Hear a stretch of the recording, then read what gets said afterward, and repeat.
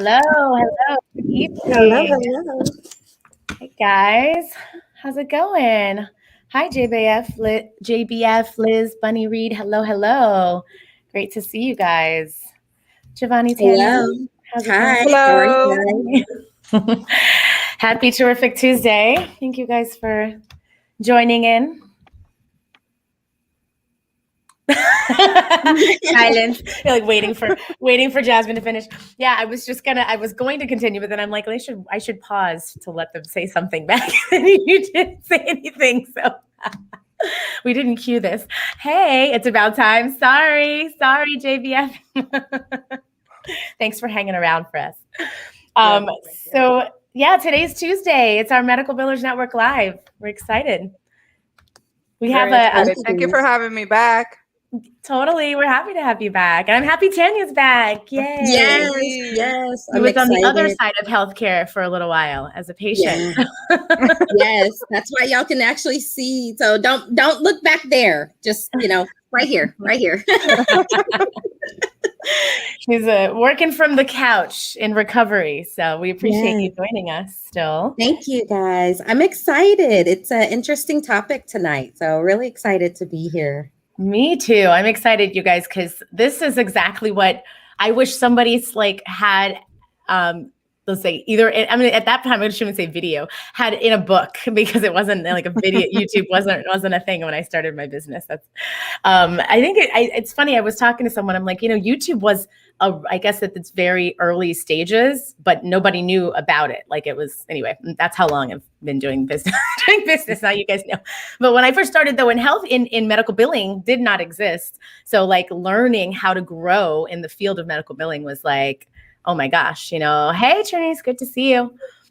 So I'm excited to have this conversation because I think that we all can benefit from just a little bit extra feedback, mentorship, and then also just to be able to just kind of collaborate on what everybody else is doing. Like, what are you guys doing to help give yourselves a leg up to prepare yourselves better? So bought her question. She bought her question. She's ready. I love it. Yeah, you guys, at any point, if you get questions that come to mind throughout the week, there's a couple of things that you can do. First thing is join the Facebook group if you're not in it, the Medical Billers Network Live. That is an awesome place because especially if you have something that you want to help us, if you want us to help you navigate it, like right now, you can send it to us and we'll respond to you in the group. But really, if you want to just have a dialogue about it and conversations, be like, hey, can y'all talk about this week or next week? It's usually something that we can sprinkle in. So that was we already had a bit of an idea of what we wanted to do today. And then we got a question from me intentionally. Hopefully you're going to be watching this later if you're not on. And it actually fed really beautifully into tonight's topic. So we're going to kind of weave that in. And, anything that is the reason why we have this environment is so that we can support the medical billers community, medical billing community. So really whatever the issues or questions that are arising for you guys is exactly what we're looking to fill. So she said, I stay ready. I love it. Awesome. So just to introduce the concept, we are here every single Tuesday evening. We just pushed back a little bit based on feedback. You guys actually all mostly said Tuesdays and Fridays. Those were the big winners. I went with Tuesdays first because I feel like Fridays can be hit or miss depending on what's going on in my own family life, because we like to do like weekend travel and stuff. So maybe next time we'll do a Friday night and we'll be like on location somewhere. But no, it's nice to get feedback from you guys. If you did not get to the poll and you're watching this video for the first time, we had a poll in the family Facebook group. It's like a family. So in the Medical Billers Live, the Medical Billers Network Facebook group, and we have one on the YouTube page under the community tab. So exact same times on the Facebook group, you can add an alternative voting time if something works better. The YouTube one, you can only work with the options that we put up there already. So with that said, you can still go out there and vote. I'll take the input because it's helpful for us, even if it's maybe not this particular show that we move, it would be for like anything else that we do in the future. So with that said, this is Tuesday night. We're here every Tuesday night. This community is just a space for us to come together, learn from each other. We have value to add. We love to be able to hear your value and allow us to just share and learn and grow. This community is something that is near and dear to our hearts because it didn't exist for us in medical billing. And so having this space where we get to kind of come together and share our knowledge. And if you're new to healthcare, new to medical billing, this is the spot that you want to be in because we're just going to give you all the juicy stuff. So, So yeah, with that said, let's see. Oh, she went to a party. Yeah, people want to party on Fridays. Yeah, it's funny. We actually talked about doing like a happy hour, session. Bring your drinks and let's have some conversation. But I just feel like people might actually like go out and have drinks. We might not be as exciting as, I don't know. I just worry, I guess, we'll be competing with like people's plans to be out in the world, I guess, especially now that things are opening up and all that. Yeah. So with that said, today's topic, in case you don't see it on there, we're talking tips to move up in the medical billing field. So I'm going to hand it off to one of you lovely ladies to start us off and let me know what you guys are thinking. Jovanny's like, me? No, I said me. I was waiting for Tanya. Yeah. So exciting topic. I think this is one of those topics that really hit home.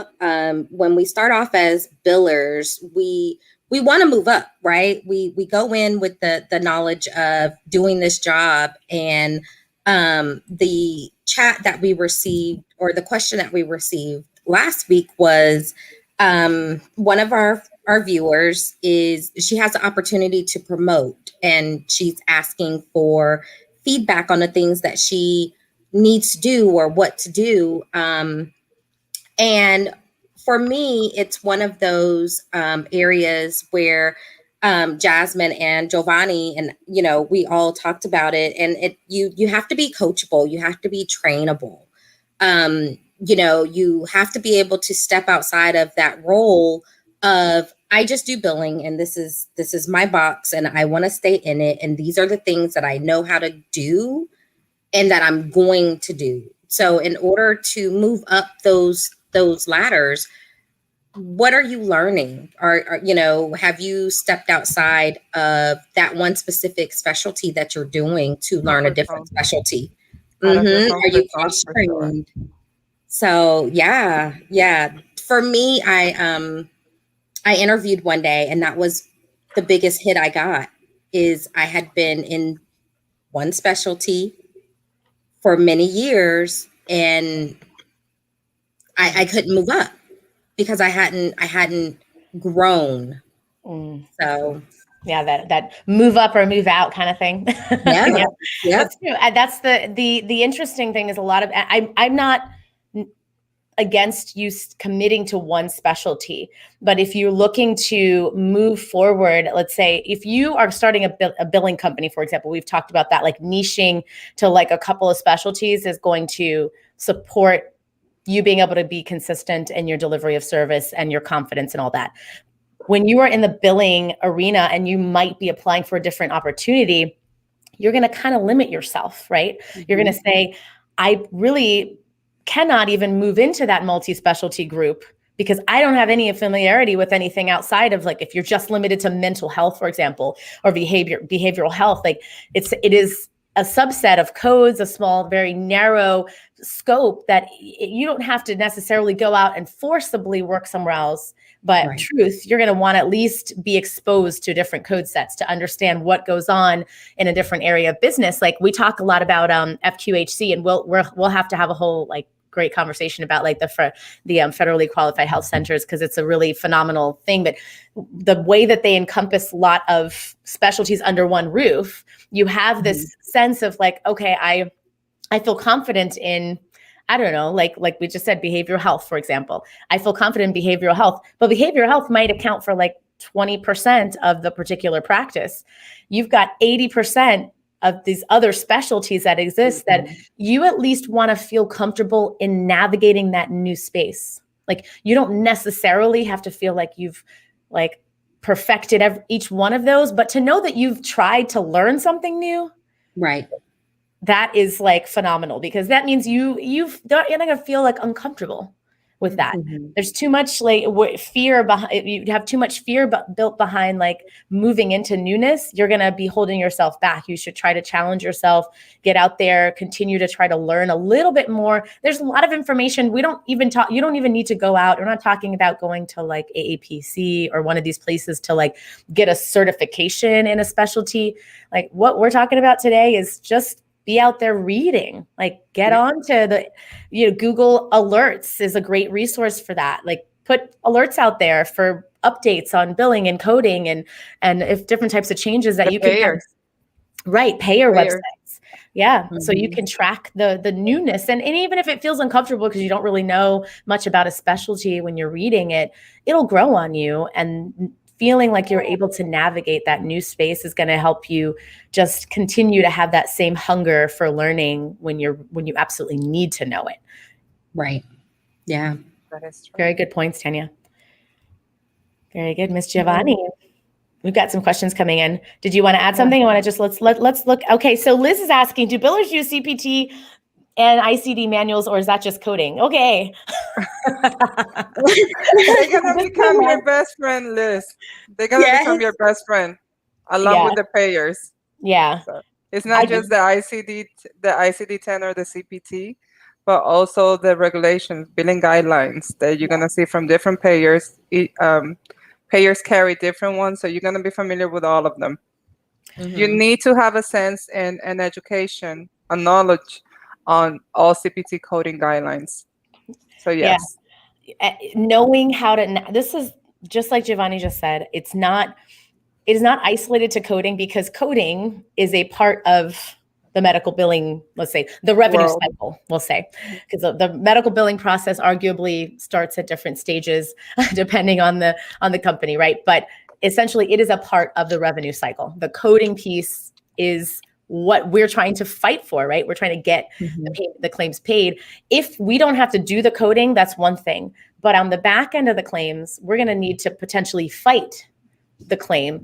We need to, not only that, but when we even submit the claim to the insurance carrier, when we're reviewing the claim for thoroughness, there's a chance, an opportunity for us to prevent some denials or rejections on the front end.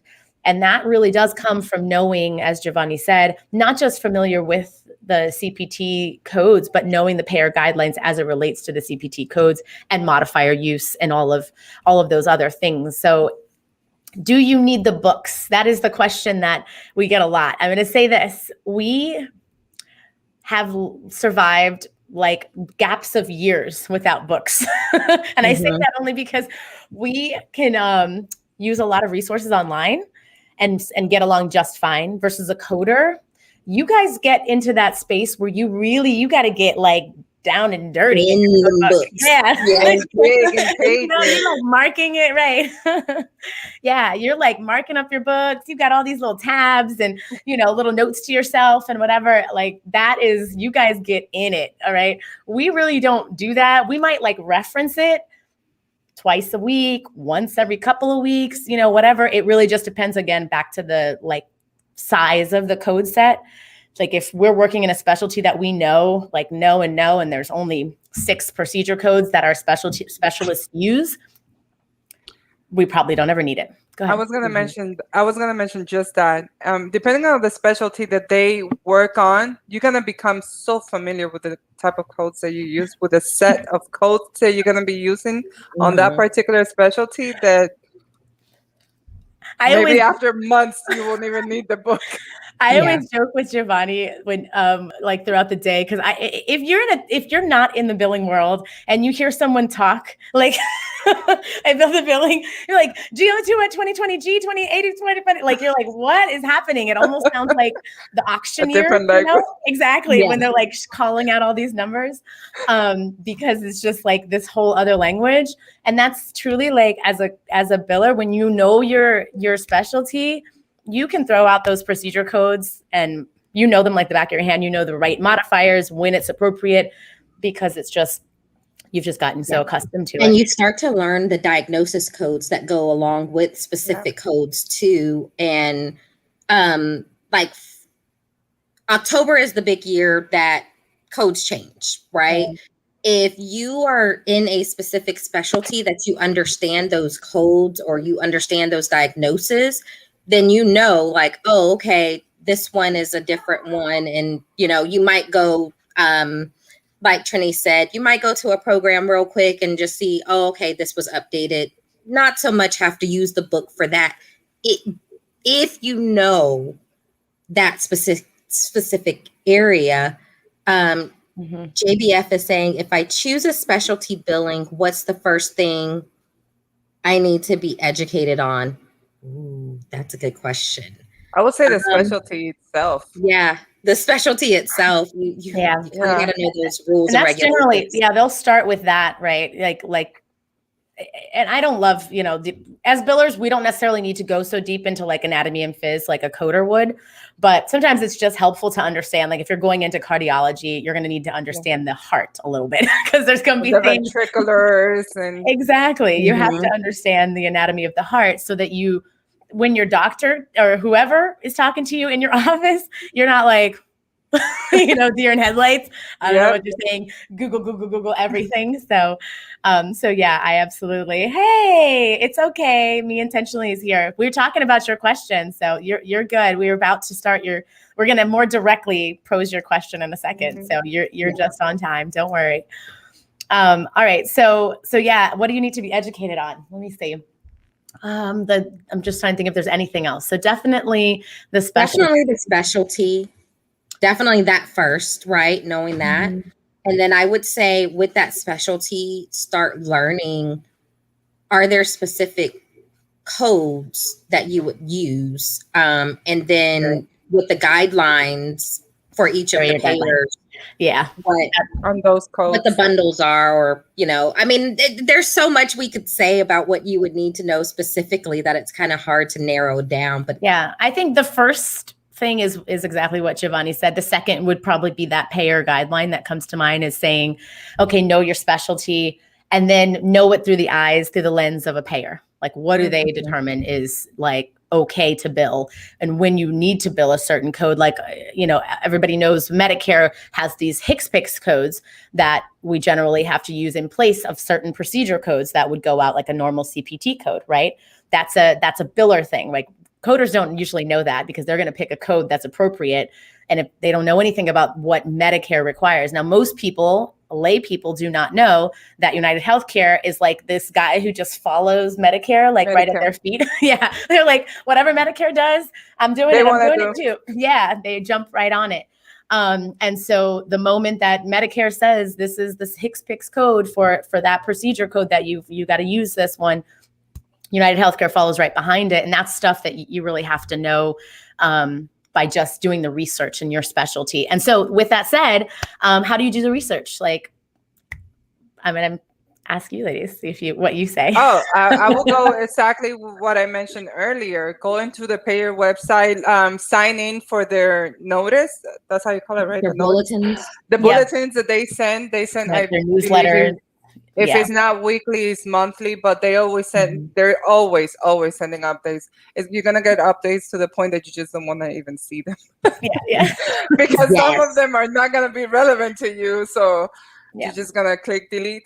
But always keep in top of the updates and the regulations for not just one payer, but all of them. That is my best suggestion. Yeah. And then go to their webinars. A lot of these payers have different webinars that they put on. You know, if you're not someone that wants to go and read, like I know for us, the specialties we deal with, the bulletins are like 40 pages. I don't want to read that. I'm going to do a webinar. I'm going to look at what I need, because usually what they have in the bulletins for us are in a webinar. So I'd rather just sit through an hour worth of somebody telling me. So you have that. And then sometimes it's finding a mentor that, you know, if you're in a specific field and you want to learn something else, maybe asking somebody if they could mentor you. That's how I got into billing, actually. So Get under the wing. Get under the wing. Yep. Yeah. And I just on that note of the payer newsletters and bulletins and things, a lot of payers, when you're in a specialty, a lot of payers nowadays, and I say a lot of them, I'm really talking about the bigger size insurance companies will have searchability on their website. So you can search for your specialty on their bulletins to see when they've talked about it, because there might be, like Jovanny said, if it's every couple of weeks or once a week or once a month, there might be weeks that go by before they even address your specialty, where they have any changes or anything that even impacts your specialty.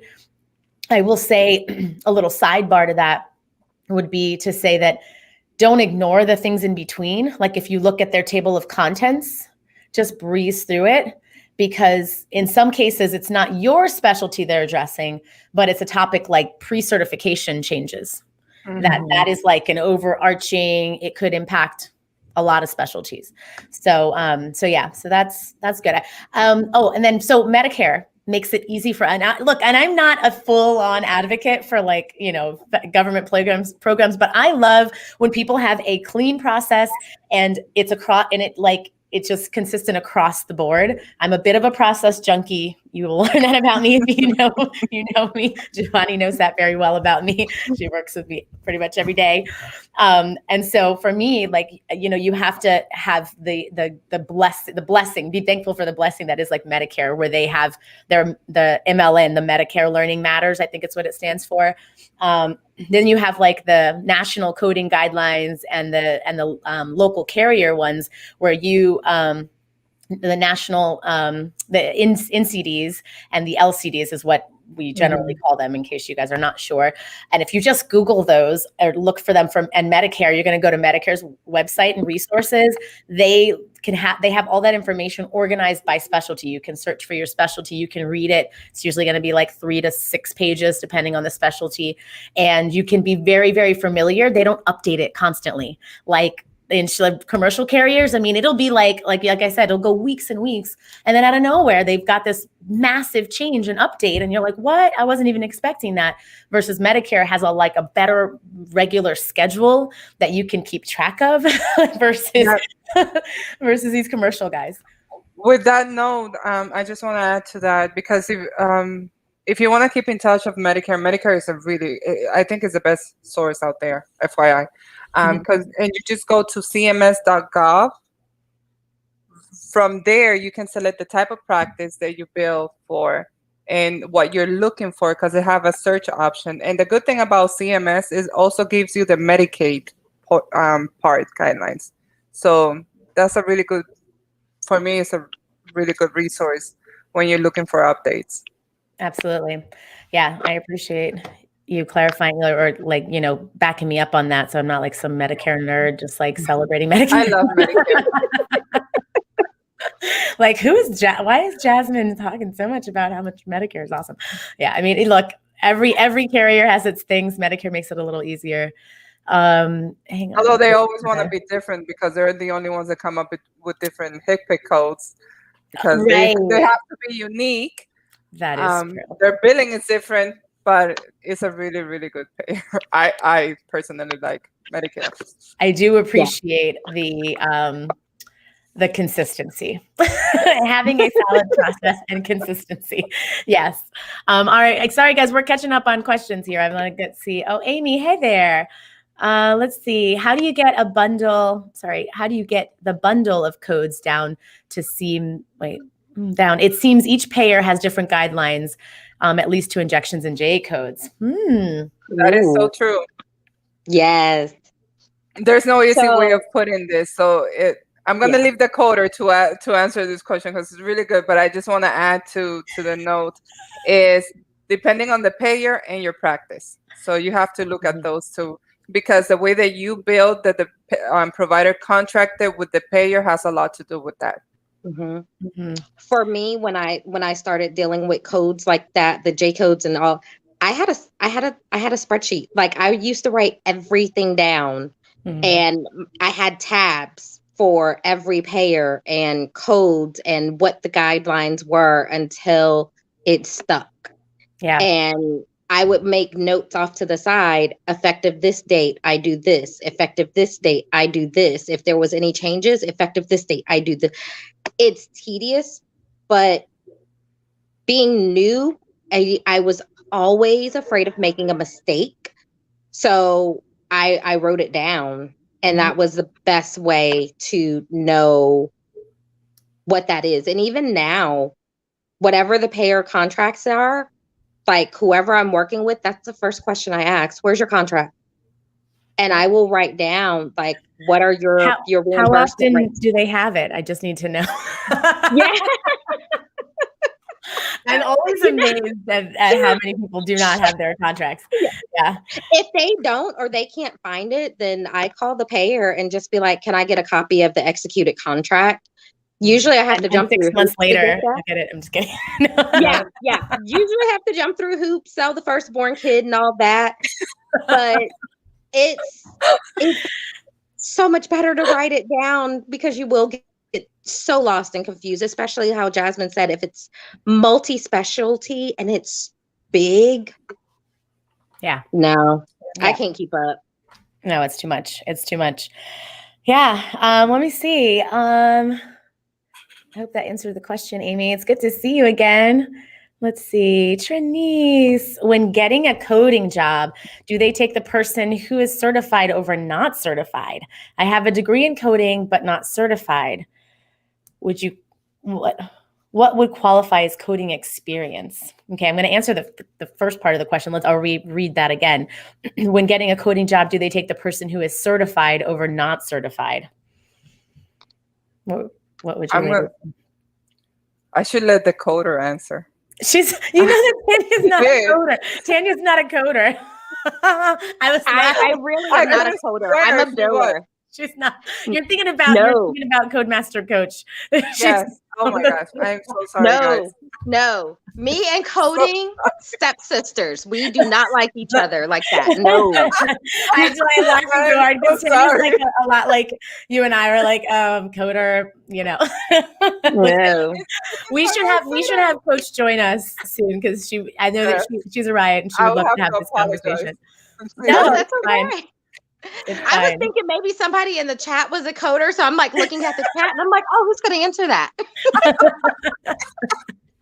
Yeah, I wish we could pull some people up. It doesn't let us do that on these lives. Hey guys, by the way, I don't know if I plugged this again yet today, but we are on Clubhouse every day, Monday through Friday. It's at 1:00 Eastern time. I was about to say noon, and I'm like, I don't think it's noon. At 1 noon Central. Yeah, noon Central. Yes, noon Central time, and that is the coolest thing, because we can have a conversation that's like a two-way conversation. So y'all come from the audience and come up to talk to us, which is so cool. I mean, this is cool. This is just as amazing because we get to see each other's faces, but it would be nice if you guys, want to actually have conversation with us. So I think we're pretty cool people, So yeah, I'm going to say this about the code, the certified. Oh, go ahead, Jovanny. Did you want to answer certified? You want to answer it? No. I'm so sorry. Everybody can tell. She's so embarrassed. I've embarrassed her now.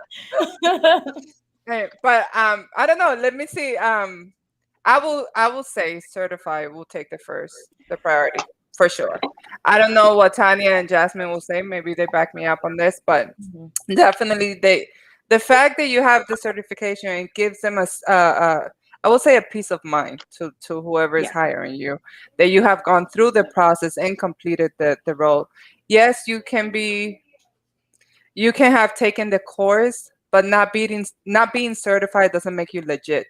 And that's what they're looking for. Now, if you tell me that you are a coder, that you have been coding for that specialty that they're looking for the past 20 years, and you have a letter of recommendation versus a new coder that just got certified last year, then they're going to go with experience. But not being that the case, I will say certified will take priority for sure. I love Let's that. see, Jasmine, Tanya, what do you guys say? Yeah, I love that. I absolutely agree 100% with what you said. The experience is valuable, absolutely, as a coder for you in the job market, right? However, really, there's a couple of things that go into the certification as a coder. The first thing is obviously just the coding, the initial confirmation that you understand that you have gone through, as Jovanny said, the proper training, that you actually sat for a test and that was already confirmed. You understood the concepts, right? So you've gotten certified by a body, right? That's one thing. The next part of that is the maintaining of a certification also requires the CEs, right? Just like a medical provider, you've got to continue to get the same training and retraining to continue adding value to keep you up to date. And so that is really valuable. I said this as a coder. This is why I don't necessarily think that it's as valuable as a biller, because there is not a great certifying body that maintains billing guidelines to keep you up to date or something like that. Like, when we talk about the payer guidelines and all of that, when you are entering into a certification as a biller, your biller, I think Tanya's having connection issues. Yeah. And she's heading out somewhere. Where are you going, Tanya? All right. So we are having, when we are having the certification as a biller, you're absolutely confirming your understanding. I 100% believe if you're new to the field, to confirm your understanding to do the certification is valuable, but I do not think that it is serves you as well as it does as a coder to continue to maintain it for years and years, because the body that exists that certifies for medical billing doesn't provide very concrete information that's going to continue to help you to do the job of a biller per se. I know that sounds kind of like contradictory, or would say controversial possibly, but I would say that when you're a biller, for example, the AMBA offers some really great continuing education, some training. That's the American Medical Billers Association. However, they aren't necessarily going to do things like AAPC would for a coder, where they're going to review new coding guidelines for your specialty, or have you work through coding simulations and workshops and things like that. It's not the same kind of supportive environment. And so it's very different than what I would say as a biller. But as a coder, yes, certification, yes, keep it up to date, just because it's valuable. It is. It's valuable. And there's a lot of coders out there that have had a lot of years of experience that maybe don't think that they need it. I think that you're just lucky you've had a position that you've kept where they felt like it was okay that you didn't have a certification. And the problem with that is luck doesn't always take us far, right? Is that at some point you might move into wanting to get a new opportunity and you've got all these years of experience, but the one prerequisite from that organization is you got to have a certification. So now you're out there studying and doing all this stuff, relearning specialties that you really don't care about because you have no interest in being in, but you have to learn or be familiar with them in order to sit for the CPC again, or whatever coding certification you're going for. So yep. I would say maintain it, because maintaining it is easier than having to resit for it. Yeah. And it'll get you connected to the industry as well. Absolutely. I think you're not driving, right? You're just riding. I'm riding. Right. Okay, riding, yes. I'm just making sure we're traveling safely. Glad your chauffeur is taking you around. Good.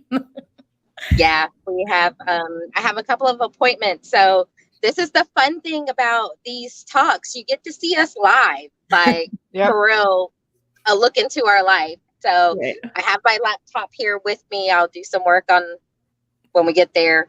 But yeah, that's great. I love it. All right, so let's see. Liz, okay. Do you have to be an official biller to sign up for the updates? No, well, I say that most carriers that have their bulletins outside of like the payer portal, because there are some that I know you have to have payer portal access, which means you have to be a registered provider to be able to get into the medical policies, like for more specifics for on that specialty. Like when they update their medical policies, they put it sometimes on the internal payer portal. The bulletins usually exist similar, even the Medicare one, you could go on there right now and sign up on the Medicare website, you know, looking for that MLN that we were talking about, or I forget they have what the name of, I think it's Medicare Learning Matters is the name of their email update as well. So yeah, you absolutely do not need to be.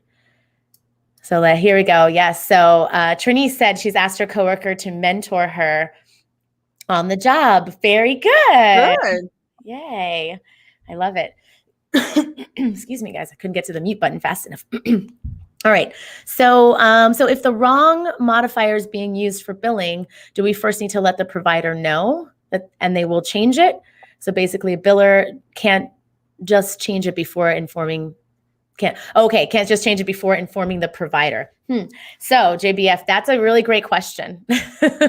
Yep. That's a really great question, Jovanny. Really, really good question. I'm going to talk about experience here. It starts with the internal process that you have in your company, right? So I'm not sure if you're working directly with the provider or you're working in the billing office that communicates to providers. However, the communication has to be there regardless. If you see that the insurance is not paying the claim because of the incorrect modifier being used, your claim is being rejected or denied, yes, you have to communicate that to the provider. Depending, there are some providers that actually give the billers the authority to go ahead and change the modifier to the appropriate ones to be able to bill the claim. But if the provider hasn't given you that authorization, then he is the one that has to do it. He or she are the one that is the one that has to make the corrections to the claim and resubmit that claim. But definitely the provider needs to be informed. He needs to be educated on the correct modifier to be used so that same mistake don't continues to happen, right? Mm-hmm. Solve the problem from the root. Oh, I love it. Yeah. Yeah. And I agree. Like there is this unfortunate thing too that happens in organizations, and I'm not saying this in a negative way per se. It's just a reality, is that sometimes the billers have the advisement of a coder, yet meaning they see all the facts in the chart, yet the provider is the one who directs and determines what goes on the claim, when they aren't as informed from a coding perspective. And so I prefer more of a collaborative approach. Unfortunately, sometimes, and I love my care teams. I love them so much. The providers, I love them. But some of them, they don't really respect us, just to be totally honest. And so they are like, oh, but you don't know what you're talking about because this is why this needs to be. So sometimes we'll have this overrider, that comes in and says, nope, it needs to be this and here's why. And they try to, and even though the claim is going to get denied again, and we know it based on our experience, you take them the information and you have to present it to them in some organizations and go with whatever they say should be present. And, it really depends, as Jovanny said, how the organization operates. Like if there is a need for a coder to always review and kind of put a final seal on it, that's the person you go back to. If it needs to go to the provider because there is not a coder that is responsible or there to kind of intervene in all specialties in your group, then it goes back to provider. And they would need to, in most cases, put a seal of approval on the change, because let's talk about the why of that. Is like if you have a coder in-house that determined that a particular code needs to be included on a claim, right? That they're recommending that based off of something in the documentation. And so the documentation then needs to be reviewed to confirm, like, doc, is this right? Or are we making this recommendation because something is not right in your documentation? And it's all happening so quickly, fingers crossed, after the visit. It's happening right after the visit. So it's fresh in people's memory. And they will be able to make whatever corrections if there needs to be a correction to documentation. Doctors make mistakes, just like we're all human, right? And so it's often that, you'll see something like that happen where the provider will say, oh no, I didn't mean that. I need to go back in there and make this change or this update. And then they have to reopen and reseal their documentation. So very good. Any other things to add? I'm just looking to catch up on questions here. You guys, great questions today. I love it. We're going to revisit. We're going to get back into our original topic here in a second. I just love the, I love the comments. For us, we talked about this already. This is the whole reason why we're here on Tuesdays together is so that we can have this conversation, and we're having the conversation through the comments. So if you've got a question, a comment, or an LOL or some laughter, like I see in here, totally put it there because we love to see it. It's the thing that brings us joy. So yeah, contracts. Yep. Contracts. Liz says, question mark. Yeah. Yes. Yes. That's how the doctors get paid though. But yes, they have to credentialing comes into place, right? They need to know the type of contract that they did with the payer. So you also have to be familiar with that in case you guys didn't know. Right. We want the contracts because it helps us sometimes, it's just like we were talking about these policies that we're looking for.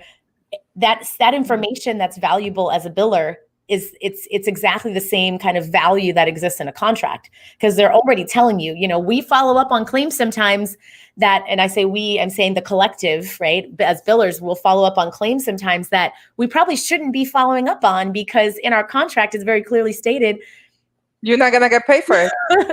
No fighting. It should be capitated or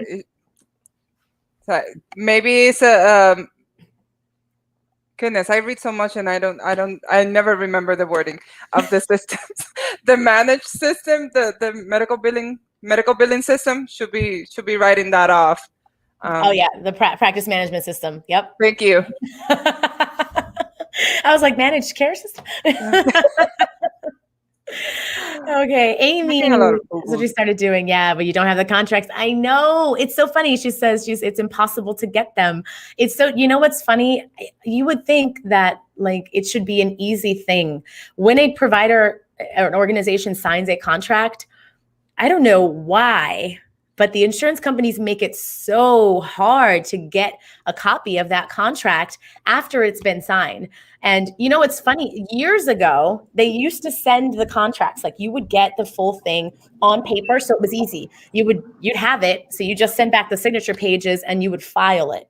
So you have it, right? Now sometimes they send portions of it by an e-signing system. So now the amendments, exactly, different pieces, and you don't get the whole thing. And they used to do this thing that was really funny back. That you send a CD. Do you guys know what that is? A CD? Not a CD. I guess it was a DVD. It was a CD. Yeah, because you would put it in the CD-ROM. Or the old school. What was that one called? Where you would stick it in and it had the little tab at the bottom, the disc or whatever. We used to do backups on those, by the way. That's how long I've been billing. Every single night, those would get backed up on a disc. You remember those, Steve, who's in our control room right now? That's so funny. Yeah. So basically, the contracts are they are pulling teeth. It's really hard to get our hands on them, but they're so important. So the moment you go through credentialing, how do you bypass all that? If you're going through credentialing, you're doing the credentialing process. We need to have this topic in Clubhouse, by the way, Tanya, the next thing we talk about on credentialing, because we don't really talk enough about how important it is that you keep your contract. You got to keep the contract because trust me, you might have to ask for it 3 times. And then you get half of it in the mail or whatever, or whatever form that they want to send it to you. So keep your contracts, And the thing with the contracts is you can't dispute what you don't have in writing. What does it say? If it's not written down, it doesn't exist. Mm-hmm. It didn't happen. So if your providers are yelling at you as the biller of, oh my God, I'm not getting paid, and that's not the right amount, you don't have a contract. How do you dispute that? Mm-hmm. You can't. So it's really imperative to make sure, if your doctors don't have it, they need to find somehow to get it. I love it. Yep. I just found that out. The club. Yes. I'm sorry, Liz. I know. Listen, Liz, I got an iPhone just for Clubhouse. Me too. Can you? Me too. I tried to buy a used iPad from my neighbor who had this little iPad mini, whatever, but it didn't have an updated version. I'm just totally full transparency, y'all. So I got an iPhone. I had an Android for years and years and years. And I went to the other side, to the dark side. We're about to get Jovanny over there soon. I don't know what it is. Billers and anything Microsoft or Google related. I don't know. We're just so comfortable in there because our healthcare stuff doesn't exist on Mac, by the way. There's a whole bunch of websites. You got to go there on Safari. Your computer going to be like, not happening. Yep. You can't go onto any payer website or these different resources that we have to go into with anything Safari based. So they just started like making some things open to Google even.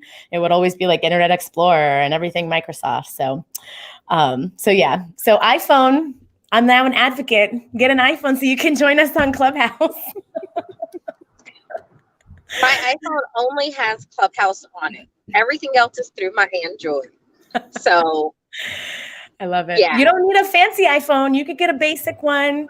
It just has to have the up-to-date version or whatever. That I don't know what that is, so you'll have to look it up. iOS operating system or some mess they call it. You got to look up. Steve is nodding. He could put it in the comments for us. What version of iPhone do we need, Steve, for this to work? I don't remember. It's like I don't know anything about Apple. This is the first Apple anything I've ever owned. It works.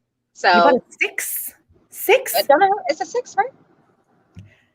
Okay, so what I understood is the reason why my iPad mini didn't work is because Apple just decides to phase out of certain devices and they just don't update them. So this particular iPad that I had didn't have, and but I've heard from a bunch of people, I can't get it because I don't have this version. They have an Apple device, but they don't have this particular iOS on it. So what are you supposed to do with that? Get a new one, I guess. So just throw away your old one? Listen, I don't work for Apple. I don't get paid to say this, but people love their stuff. So I guess that's what you do when you love their stuff.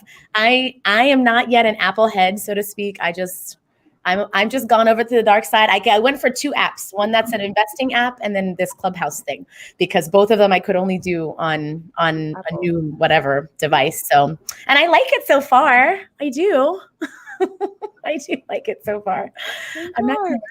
So join us on Clubhouse, guys. All right. So there we go. Yeah. Oh, I did for sure. I've heard already that there's going to be, Teresa, thank you for that comment. Yeah, absolutely. They're going to be launching it on other places. The founders of Clubhouse, they're like 4 friends or something. It is still in beta. So they did this like test pool. It's only a year old. And this is basically the test run for the what do you call it? The program, the app is what it's called for the app. And so basically they're using this environment in a very kind of closed way so that they don't have to make major changes because they really don't have a big team. Like the whole team, including all of the little assistants that do various things to help make rooms run, is 9. Like there's 9 people and they've got like 9 million users as of earlier this week, I think.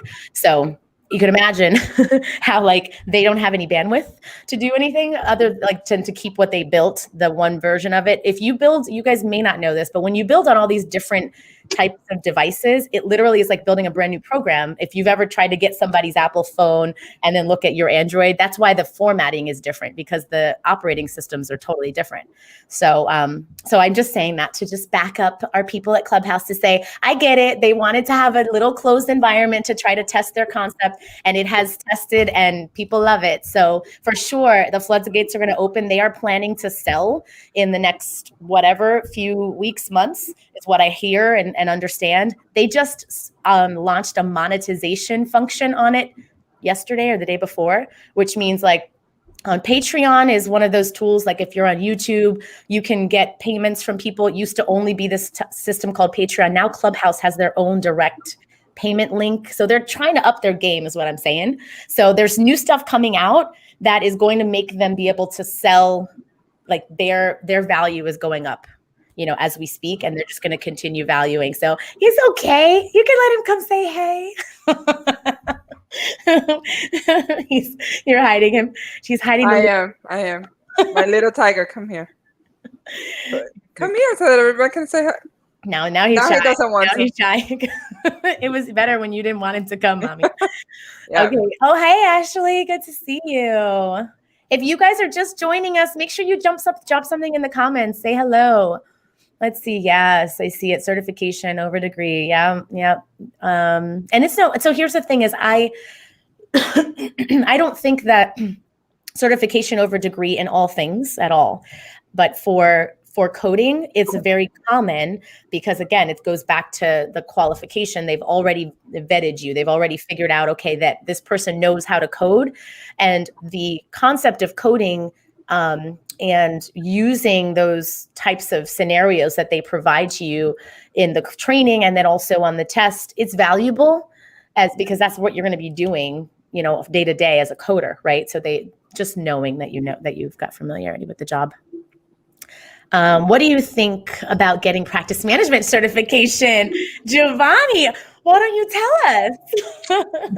Wow, Jasmine got so excited because I am currently taking that certification. Yeah.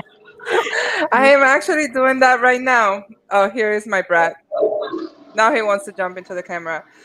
Amy, to answer your question, it depends on what you want. I will say go for it. I will say go for any type of certification that you want to advance your career on, right? Those initials, like they call it, they are valuable. They are very valuable. Everybody likes some alphabet soup. Yeah, the alphabet soup, correct. They are valuable to put them in your resume, to put them behind your signature in your emails. They work. They're good. Say hi. It's like he knows we're live. Yes. So many people watching. So Amy, yes, I will say go for it. Any type of certification that you want. This practice management certification, just to let you know, guys, is just one of 5 that I want to do in total. So just to let you know. But yeah, it's good. It's good. Any type of background that you have, experience, school. I mean, not that I'm throwing universities out, but schooling and certifications, they're all valuable. Anything to advance your career, go for it. Absolutely. So me intentionally, let's see, the place that I work, I'm always having to tell coders, she's always having to tell coders that this is what got denied, this is what it denied for, and this is what you need to change it to. It makes me feel like I should just be a coder. Yeah.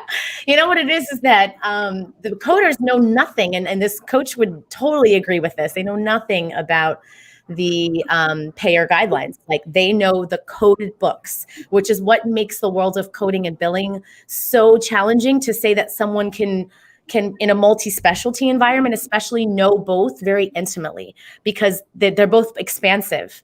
And so coders have it a little easier in the sense that you guys have your resources there, your guidelines are there. For us, it's like we're like digging constantly as billers to try to find out, piecing things together and trying to figure out like where are they hiding this information to help us figure out, what the answer essentially, what the reason is that it got denied or how to get it fixed. So, yeah.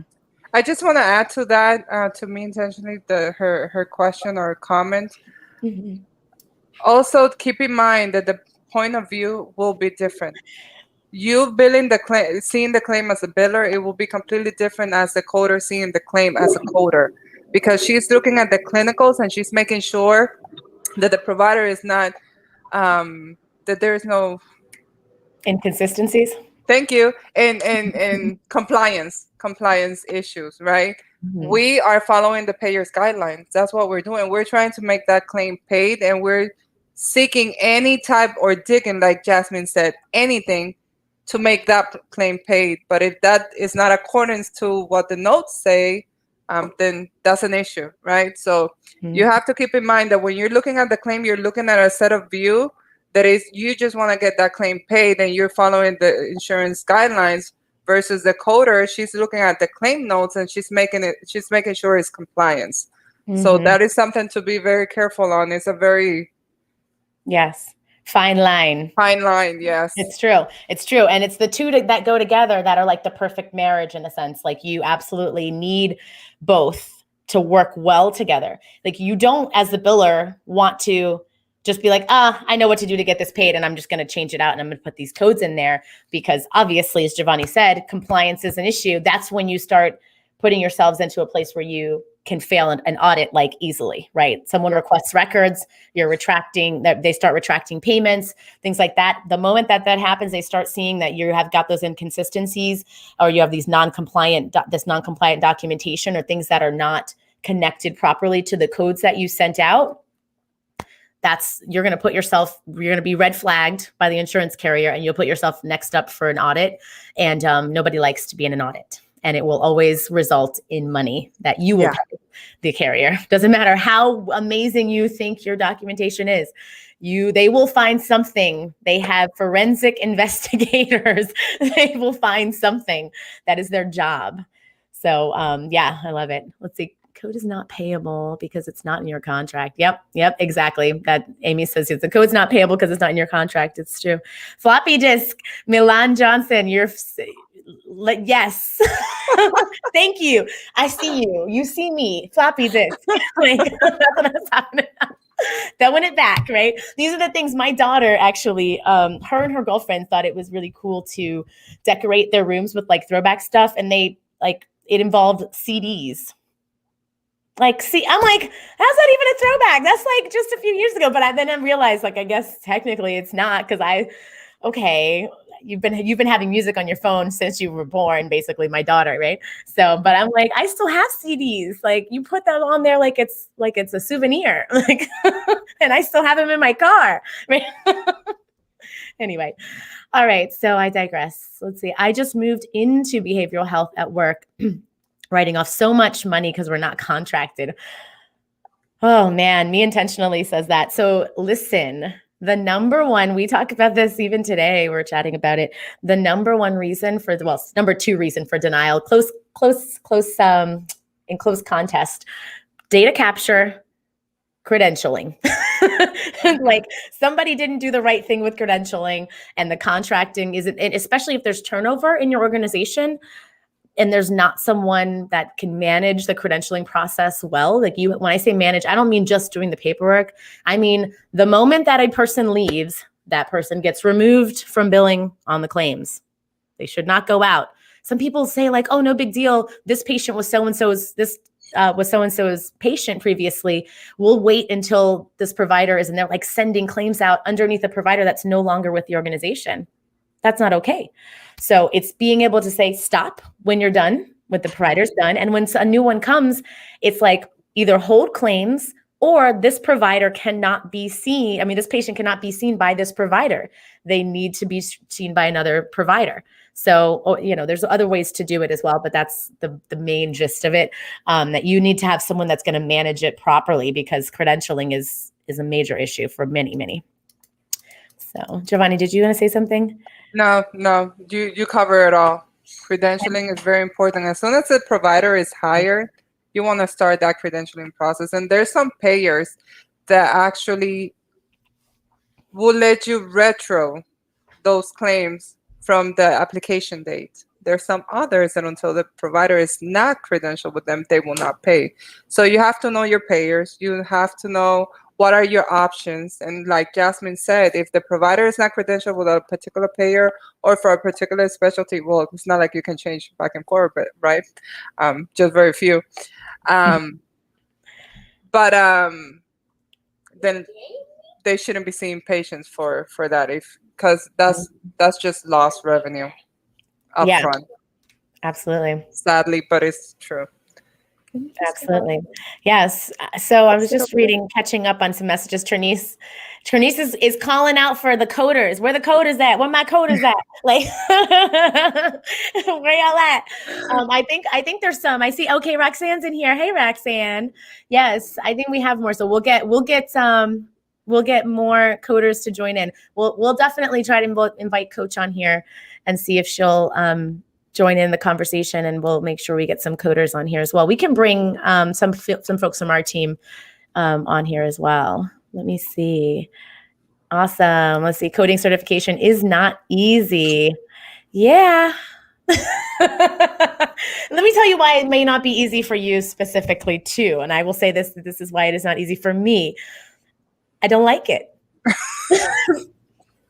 So it's not easy. That is true. That is true. If you do not have your heart into it, it's not going to be fun. It's not gonna be fun. So don't be down on yourself because you don't want, like there's some, we've had conversations like at length. I think one of our first lives, like we've been doing, this is like our fourth or fifth one, I think. Our first one, we chatted about that, like the coder versus the biller, I think is one of the, something like that, or the role or the differences or something. Long story short is it's possible for you to have both and feel like you can do both very well. We talked about that, like the narrowness in the specialty matters. But truth be told is if you are in a really complex specialty, meaning a lot of variations, a lot of differences, a lot of different codes, both types of codes, CPT and ICD codes, the diagnoses codes and the procedures, in case you don't know what I'm talking about there. The two different codes, not two different, the code sets, we'll say, because there's multiples. That makes it really hard to be confident and know both intimately, both coding and billing. And so it's not impossible, but it can be very challenging. So when I say all of that to say, don't be down on yourself that you're trying to get kind of a leg up in the industry by trying to get both. But if you figure out you don't like it, just be okay with that. Like, y'all, I did a coding one. I did it years ago. Like, I mean, I've been in billing for a long time, 22 years, 22 years. Yeah. Yeah. 22 years. So I tried the other route because it felt right. At that time, there was no billing certification. It's still a new thing. Like, I'd say newish. That's why there's really only two main organizations that have the ones with acronyms that people are familiar with, right? So when I say that, like, don't feel like you have to force it. If you don't like it, like Jovanny said, your heart's not in it. Just admit that, because this is all about fulfillment, right? We aren't trying to just you could do all kinds of types of jobs, right? Like, let's be real. You want something that at least you're passionate about to some extent, something that at least you feel like you're going to enjoy it, right? Like, I love what we do. I love this business. Like, that's why those of you who join us on Clubhouse already, I know there's a couple of you in here. I saw comments from you and you know already that I spend the whole day talking about this stuff. I love it. And then, it's like, if I didn't love it, I would be like falling asleep. And if we were talking about coding this whole time, I probably would have been falling asleep like 10 minutes into the conversation. Because I just don't love it. I don't love it. So, and most coders that are coders, they will tell you the same about billing. Like Coach and I have had that conversation before, Codemaster Coach and I, that if you don't love it, you don't love it. And you're just like, I'll leave that to the coders, or you're a coder. You're like, I'll leave that to the billers because I don't want any of that. All right. Aw, she says, your baby's so cute, Jovanny. Oh, thank you. Who said that? Trinise. Thank you. Thank you. I love it. Yes. Okay. That's my brat. My right-hand side, because he's always by my side. Oh, I'm sorry. Tanya's back. I'm sorry. There you are. Hey, she's back. Okay. Sorry about that. I just saw you were down there. Let me see. Today. Yeah, sorry. I don't know. It keeps kicking me out. My signal might be bad, so I apologize. No worries. No worries. Thanks for still joining us. I know you're still in recovery. Okay, so I stay searching for answers. Yes, Ashley, you have to. So yes, today was prior auths. I'm assuming, yeah. Prior auths. Very important part of the billing process, by the way. Prior auth. There are certain procedures out there that you need them, or otherwise you're not going to get paid, regardless of what you do to the claim. So, really important part. Yeah. So JBF's asking a good question. All right. I want to pause the questions for 1 second to talk really quickly about our topic for tonight. It's like we went off topic kind of, because me intentionally sent a really great question that was tied in really closely to our topic that was already slated for this evening. And so Tanya mentioned it briefly earlier, and just to kind of reiterate it. So it says that She's worked in billing since 2012, and she's interviewing for an AR supervisor role. What information do we think is important for helping her land this position? So first of all, congratulations. I was going to say, wish you the best of luck. She's moving on, moving up. I love it. That's awesome. So I will say there's so many really great things that we've already said, that we've shared, just related to education and like keeping up with things. But what do you ladies think as far as any other advice or topic, any other, ideas that you have for me intentionally? For me, it's just leadership style. Be really mindful of the type of leader that you want to be, regardless of whether it's an interview or we're gonna put it out there that you're gonna get it. Like, this is your job. Yep. You've already claimed it. It's already yours. But just start thinking about that kind of the leaders that you've had in the past, and emulate the behaviors that you really loved, and don't do the ones that you did. And really be knowledgeable about what it is that you want in that job. Yep. Good advice. Very good advice. What about you, Jovanny? I would say education to yourself and to your team. Training. As a manager, everything is going to fall under you, right? Your team is going to fall under you. They're going to expect from you to guide them. I will say the same thing that Tanya just said to you. Try to be more of a leader and not a dictator. So guide them in the right way, right, in the right path, and they will learn from you what you show, what you represent. So if you're showing education, training, focus, they're gonna follow you in that matter, and they're gonna do what you expect them to do. One big thing about managers, and when you go into that role, organization is going to be, without that, you won't be able to function, because you are going to be bombarded in so many different areas that you're going to have to know how to prioritize what is most important and how to guide your team to follow you in that priority, right? Mm-hmm. So organization is going to be very, very, very, very important for you to carry this role.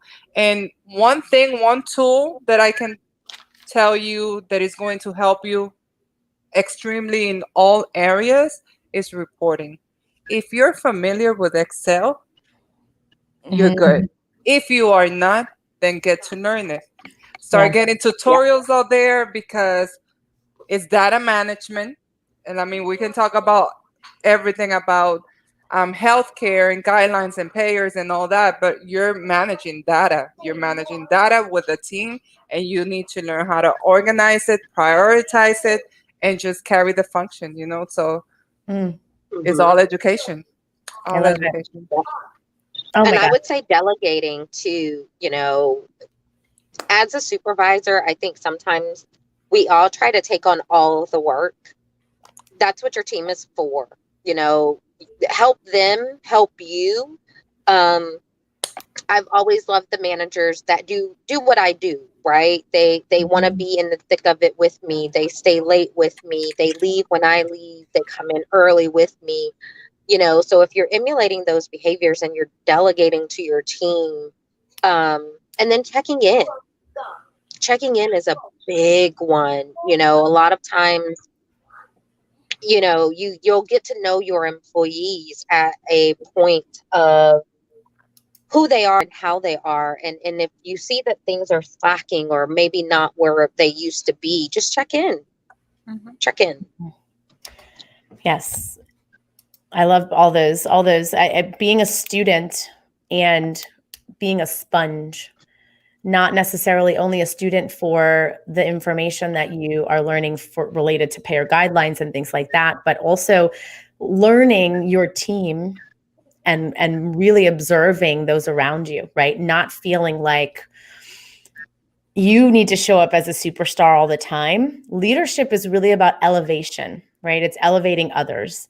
And you ladies know this about me already. Like, that's one of my things I love. I love doing that. Like, I'm not here to, I don't want the limelight. It's like, let's go together, because life is better when done together, right? So finding ways to bring people around you that can support and help you move your initiatives forward. So like, you're looking to be an AR supervisor, and let's say it's a place that you already feel comfortable, right? Somewhere that you've worked for a while and you kind of know a little bit of the gaps. Like, instead of coming in like you're Superwoman and showing up like, yes, I know, I have all the answers. Like, like coming in and you're just like, talking yourself up. You're such a, your great game and all this stuff. That actually can fall on deaf ears when people don't feel like that you're really looking to bring them together to motivate forward together, right? So it's like being able to truly kind of speak from a place of we and us and inclusion to be able to move your initiative forward. That's what I would say is one of the things that is gonna set you apart from most people who come in with this dictatorship mentality. Like one of you just mentioned, coming in to say, do this and you like, nobody wants to work under that person, first of all. Second of all, that person will always have a glass ceiling over them because they don't see beyond their own point of view, their own perspective, right? That you have to be in this place of leadership to recognize that there are people around you that have the answers. So asking, getting insight, like the first thing that you could do when you get into that supervisor role is have a meeting and tell the people that are under you and say, look, y'all, I'm so happy that we are going to do some great things here. Like the things that I'm excited because I know that you guys are going to help me to understand the issues that are going on so we can work together and make this a place that we all want to work.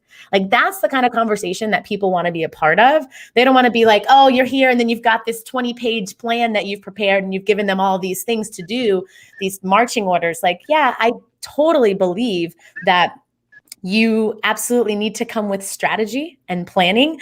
That can take the back seat to first saying, what do you guys think is right? Like, what do you guys, like, let me hear from you and take your feedback. So make you a part of the equation and a part of the solution first. That is this concept of servant leadership, right? It's saying like, I know that my job is here to serve you. And I'm like fascinated and in love with this concept of servant leadership because it says that like there's an understanding of this give take relationship, right? It's very reciprocal. And I could talk about this for hours and hours. So I'm not going to go too far in it, but I say that learning a little bit more about what your leadership style is, because you're going to have an emulating habit where you're going to think you have to lead like someone else who has led you before. And that may not be a great leadership style. So learn what your leadership style is, and then try to find ways to layer on some new habits, right? Some things that can help you be a better leader. Ultimately, someone who has a better leedership style that's more inclusive, that glass ceiling goes away. They now have this clear sky. Throwing your mic. They now have this clear sky and, everything is available to them, right? At their fingertips. People see that the energy is around you. You get the opportunity to build teams. So the other thing, Jovanny said a really good point. Don't think the education comes just in this narrow scope of billing. Like getting Excel training, Access. I don't know. Access is so, but it's helpful because so many companies still use it. When I say Access, I'm talking about Microsoft Access, by the way. But there are a lot of people who don't know how to use it. It is a database building system. It basically uses the data that you'll pull together in Excel, which is valuable. And all of that. And to JBF, your question about reports, knowing Excel and being able to prepare a really nice presentation of just a high level KPIs for your provider, super valuable. Super valuable. Even if you don't own your own company, if you're overseeing AR teams, right? You need to be able to present the data in a way that everybody can understand that's not going to make them go dizzy. Nobody wants to look at a really long spreadsheet that maybe you have for your operations team. You need to, Javai's like, yes, thank you. Yeah, you need to be able to put that into a pivot table, which amazes me how many people do not know how to make a pivot table.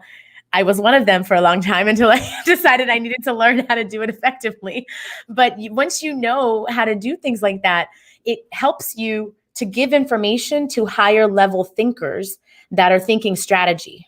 Like the data matters less than being able to look at it through this lens of strategy. Like, how do I take all this noise and put it into a language that I can interpret and make a decision from, right? So, yeah. So, and then project management, I just wrote that down too, just as like a little side note. Like, when you're in a supervising role, me intentionally, you're going to need to understand AR. Everything feels like a project. And some people like start projects and don't finish them because they don't understand the concept of how to manage a project properly. So training in project management, not to say you have to do this certification or anything like that, but getting project management training to some capacity and some extent is going to be valuable to you, because you'll understand how to phase things out, where an appropriate milestones would be. My mind was saying timelines. Yeah, milestones would be, and being able to really give visibility to where the project is to completion, right? So you can decide, when is this project done, and when can we move on, and how many projects can we have on at the same time? There's all kinds of stuff that goes into it. So very, very valuable. But something that, and we have said it throughout the entire conversation, Tanya mentioned it, you mentioned it, and I said it a little bit earlier, but always keep in mind, me intentionally, always keep in mind that as you jump into this new role, and it doesn't matter how much you want to conquer, it doesn't matter if you want to run the entire world, if the team doesn't go with you, you're not moving. So always be mindful that, like Jasmine mentioned a little bit earlier, you cannot come here and pretend that, I know it all, because first, we know you're never going to know it all. That's just reality. Amen to that. But I give it amen, y'all. And second, I even lost train of thought. Sorry. You were talking about leading from the front. I'm sorry. Me and my corny little comments. I'm going to heed those and hide them for future. Yeah, I lost my train. Leading from the front, I think. And, Tanya mentioned this earlier. We were chatting, and she was saying, military, the leading from the back versus leading from the front versus the back, right? And I'm like, and it's a really important thing to say, but being visible, being present. But you got to make sure they're keeping up with you. Just like Jovanny said, like, do you have people, are you just like way far ahead racing, be it past your people, and not worried about whether you have those people following you in the right way? So yes, I just remember. Let me continue before I forget. Okay, so what I was going to tell you, me intentionally, is that your team reflects on you. So if they look bad, you will look bad. So that is something to keep in mind. So if you're learning something, never keep anything to yourself. A lot of managers love to do that because they just want to think that they know more. I don't know why, where that mentality comes from. Fake but job security, by the way. Yes. The illusion. The illusion. Yes, that's what it is. But yes, try to always bring your team with you, because like I mentioned, if they're not moving, you're not moving. And if they're looking bad, you're looking bad. So in order for you to look good, your entire team and your process needs to look good. So. Elevate the collective. Yes. Elevate the collective. Yeah, it's true. Like the concept of like this, I lost my thought. There we go. Thanks, Jovanny. You gave me that. You gave me your bug. Like there. And then I was reading the HEDIS docs. I'm like, oh, HEDIS. Wait a minute. Trinice says, yeah, I'm working on HEDIS docs from providers at work. Oh, Trinice. Oh, girl. We know all about the HEDIS codes. So we will have to have a conversation about exactly your specialty. I forget what that's. Did Trinice, did she tell us before? Where are we in the comments? I lost myself in the comments. Yeah, we're a little behind in the comments. Let me see. I'm trying to get caught up. So yeah, credentialing is an issue everywhere. Girl, yes, Trinice, credentialing is an issue everywhere. You guys, on Tuesdays on Clubhouse, we talk about credentialing. There's ways to correct it. you just gotta have people to do it and do it right. Amy. Let's see. If you have an unemployment office in your town, they offer them for free. Yeah. Okay. So interesting. I'm sorry. I skipped over Amy's comment about where to find the best office training. So yeah. Okay. So many resources right now. I mean, there is, even if you were to do stuff online, like Udemy, Udemy, I think it's how you spell it. Udemy is a resource that creators like us, for example, we could create a training program around a specific type of topic that we're experts in, and we can post it up there for purchase. They constantly do like sales, rotating sales on classes and courses. Some of them have very, very reputable companies that are up there that have their certification trainings available for you to take, just, all of that, consuming all of that information. And it has testing, it has all the value that you would need when you talk about office training. I'm thinking more along that lines, like of a general office setting, like we talked about Excel and what did we say? Project management, strategic management, all of that. You can absolutely look, and that's just I'd say put that resource out there to you, because there's absolutely a ton of other resources available online. But I think Udemy, I've found, has like a really great comprehensive. There's another couple of companies that are very similar. I forget. Tom Bilyeu is always talking about one. I love him. He's always talking about one. He's a YouTuber, by the way, if you guys don't know who he is. But he's always talking about one, and I can't remember what it is right now.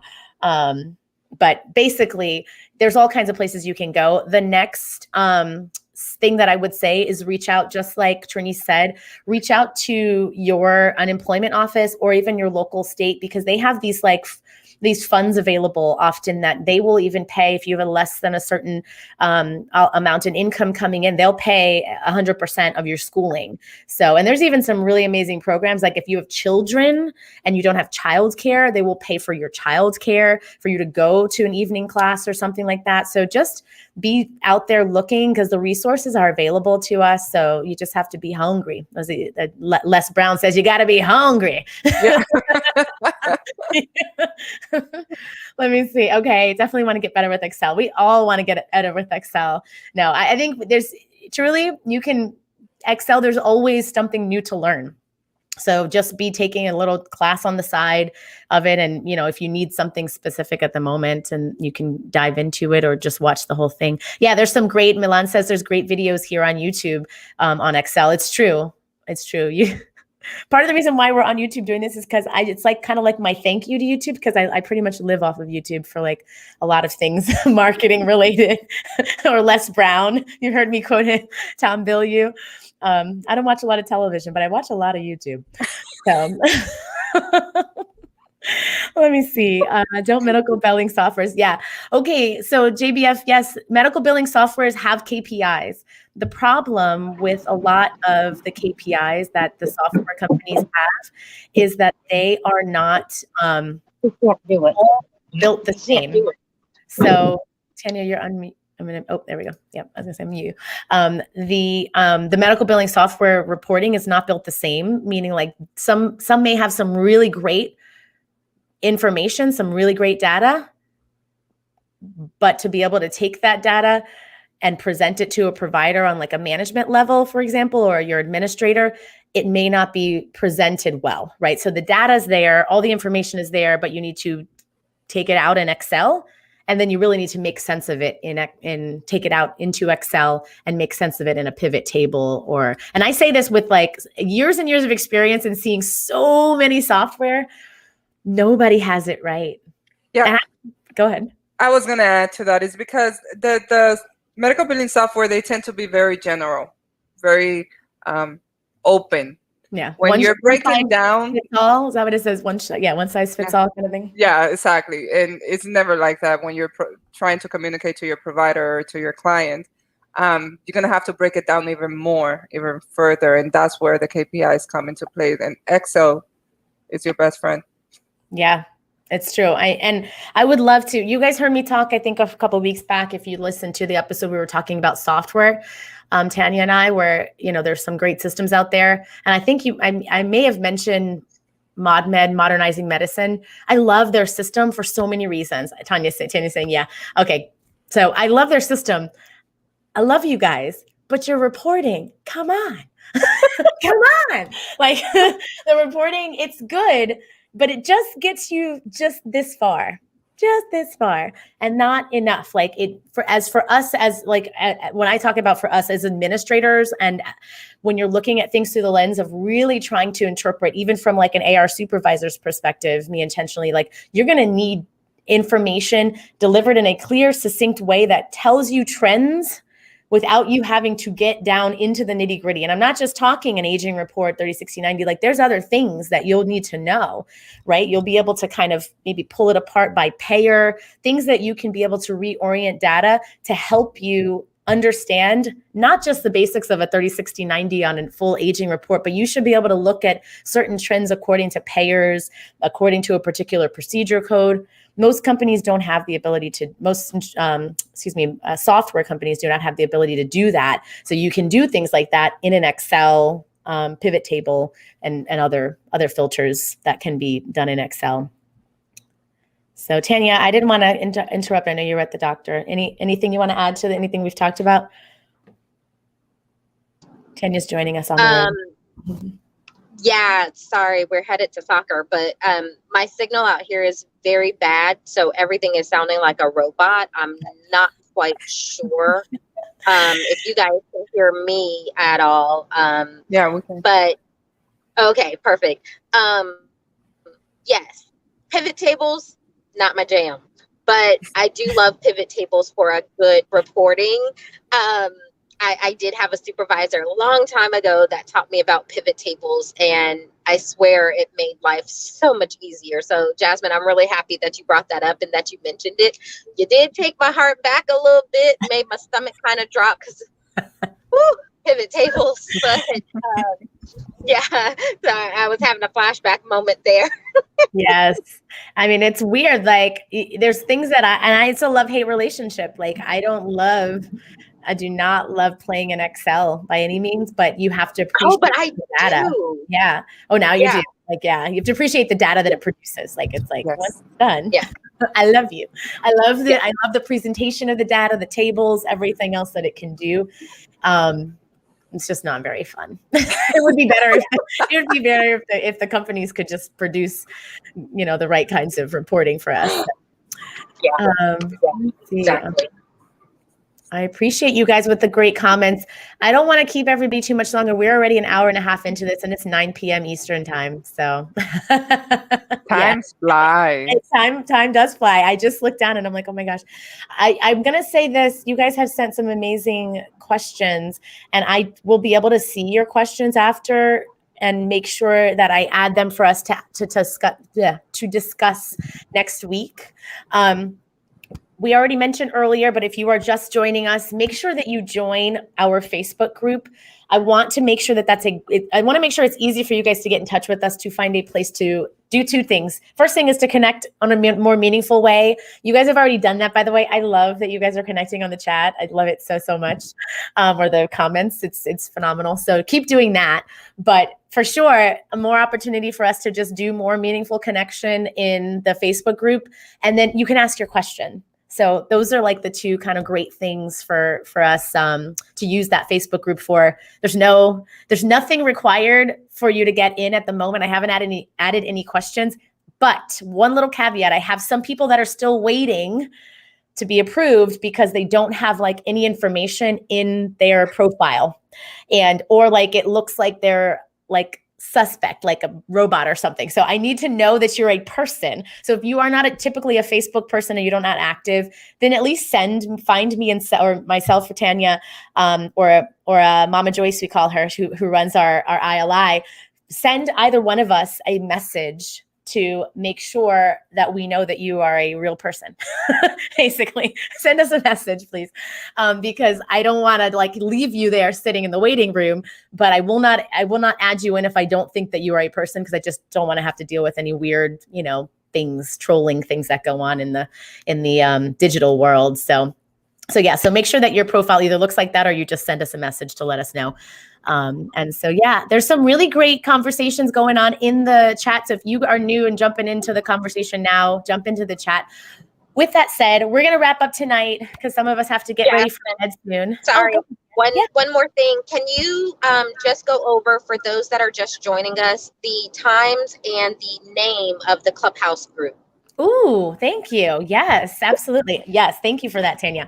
Okay, so our Clubhouse community is based off of a podcast that Renee Lumaine and I run. It's called Healthcare Disrupted. We have 2 different groups. So if you find myself or Tanya on Clubhouse, you will see at the very bottoms of our profile, zip all the way to the bottom, you'll see 2, what are they called? Logos at the bottom of the screen that both say Healthcare Disrupted. Join both Clubhouse groups because we are running rooms under both of them right now. There's a reason for that. Clubhouse has made it a little hard for us to transition from one to the other. So we have both running.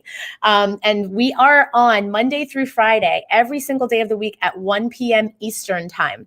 We have different topics. So when you get to the club on Clubhouse, the schedule is posted in both clubs that lets you know when we have these topics up for discussion. One of them is Medical Provider Practice Group. That is the name of the club.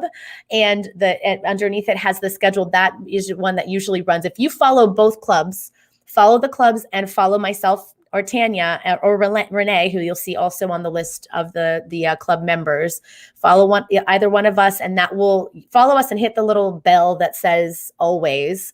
And that will make sure that you get pinged when we start our rooms in case you forgot about it or weren't sure. I'll try to make sure I'll try to remember to have someone put the schedule in our Facebook group. I will do that. I'm going to write that down for myself right now because I will forget how to do that right now, so that we can make sure that you guys are aware of what we're talking about, because I know there's some of you that have joined us in there, and I'm sure you guys hopefully would agree that we have some fun conversations and there's a lot of great experts. And this discussion we've had tonight, it kind of rolls into last week and the week before. Networking is everything, you guys. Visibility is everything. You got to know some people to get you into the right places. And in the spaces that we host on Clubhouse, it is more organization and provider centric. So we do have a lot of folks that are entering healthcare that are creating businesses as well, doing similar stuff. But absolutely, it might be your next boss, or your next partner in business or whatever on the Clubhouse room. So you need to be open to those kinds of environments, even if you're just logging in as an audience member. You don't have to engage too much per se. So yeah. With that said, Monday through Friday, 1 p.m. Eastern, and we have a bunch of other events that are coming up down the pike. We start the first of a 3-part series this Sunday at 6 p.m. Eastern. We are calling this series Reviving the Healthcare Entrepreneur. Super excited about this conversation from a lot of perspectives. You guys are going to love. I think we've got 10 people that are speaking right now. We have a huge panel of just from all areas, software developers, providers that are entrepreneurs on the side, meaning they have a booming practice and they have other businesses that run adjunct to their providership, all kinds of really cool things. So absolutely join us. That is Sunday, starting this Sunday and the next 3 consecutive Sundays or 2 following at 6 p.m. Eastern. That is in a Clubhouse room. I will say this too, if you are on LinkedIn, if you're not, you should get on LinkedIn. Another little plug for something else, because LinkedIn is amazing for networking. On LinkedIn, our page there is Healthcare Disrupted, and it has all of the events listed there, all the upcoming pages on Healthcare Disrupted on LinkedIn. So thank you for that, Tanya, because I love to share that information too, because you guys that are, I know on this side of healthcare, we need more opportunities to be in the face of these leaders, to be able to have conversations and to network directly with them. That is no sending a resume through Indeed will ever, ever do what that can do for you. It's never going to get anywhere near it. So use these platforms. I cannot urge that enough. I'm off my soapbox. I appreciate you guys so very much. What are you doing, Jovanny? Are you getting on LinkedIn? I'm actually searching the LinkedIn. I love you. Good. I love it. She's on the call to action. She's taking it. Are you guys doing that right now? Everybody else who's listening, are you getting on LinkedIn? I was going to say, you're going to make me buy an iPhone for real, but. Maybe you have an iPad or something. Check your iPad. Come on, Jovanny, There's come no on. eyes in my house. I don't have any eyes either. I didn't have any eyes until this. Well, I'm sorry, I lied. My daughter had an iPhone, which is why I joined Clubhouse and like listened like a fly on the wall when I could borrow her phone. And then I decided to give her her phone back and get my own. Plus, she wasn't letting me have it long enough, you know? So, That so was me with my husband's iPad, and I'm just like, but I want to listen to what I want to listen to. It was just finding like, just go get your, yeah. but I want it now. Stomping your feet. Give me your iPad. Let me have it. Yeah, no, it's definitely it's a gift to have the space. I do enjoy Clubhouse. I've gotten into the groove there with being able to yeah, it's so funny. I don't know if we probably should run someone should run some sort of poll, because everybody's like, I still have an Android, I've got a Samsung. Yeah, I mean, it's got to be a thing because we're in healthcare that we just are all Android people, because healthcare doesn't exist in anything Apple. So let me say they've gotten better, like some apps, but especially the ones that are online. But many years of, you want to get a software, your office cannot have Mac or Apple or whatever they call their things now. So anyway, all right, guys, we're gonna let you guys get to bed. Thank you for your presence here. Thank you. Thank you, guys. Thank you, guys. Have a great night. We'll see you guys next Tuesday. We're going to stick with this time. This is 7:30 Eastern, but stay tuned to the schedule on all the spaces. And we'll keep you guys updated. Bye, guys. Thanks. Bye. Bye.